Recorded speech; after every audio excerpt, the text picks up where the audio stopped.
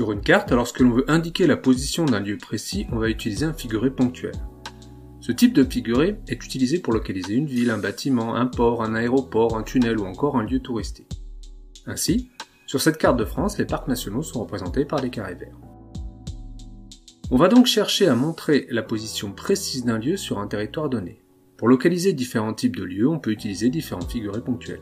Si le plus évident est sans doute le point, on peut également utiliser des carrés, des losanges ou encore des triangles.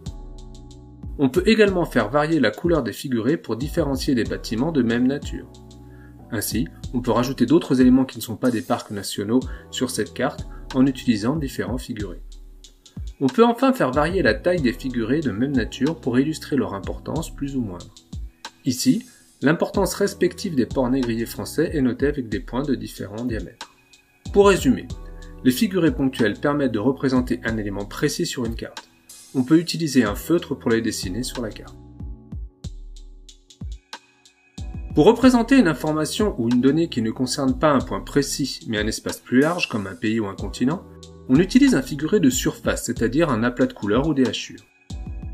Sur une carte, un figuré de surface permet de représenter une zone peuplée, une activité occupant un espace comme les espaces agricoles, les espaces industriels, la plus ou moins grande importance d'une donnée sur un espace comme la variation de densité par exemple.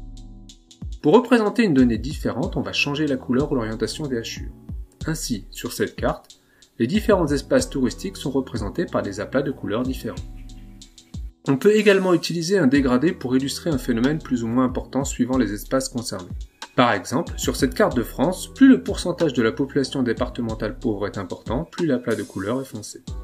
Donc pour résumer, un figuré de surface sert à représenter un phénomène qui s'étend sur un espace plus ou moins important, et on utilise les crayons de couleur pour faire les aplats de couleurs. Pour représenter une limite, un trajet ou un déplacement, on utilise un figuré linéaire, c'est-à-dire une ligne ou une flèche. On les utilise pour représenter un cours d'eau, des voies de communication comme les routes, les voies ferrées, des déplacements comme les flux migratoires, les importations, les exportations, ou encore des limites comme les frontières. Pour cartographier des éléments différents, on peut faire varier la couleur de la ligne ou bien changer sa forme. Ainsi, sur cette carte, les voyages des découvertes sont représentés par des couleurs variant en fonction du pays. On peut également faire varier l'épaisseur du trait pour illustrer la plus ou moins grande importance d'un phénomène. Sur ce planisphère, l'épaisseur du trait représentant les routes commerciales varie en fonction de leur importance.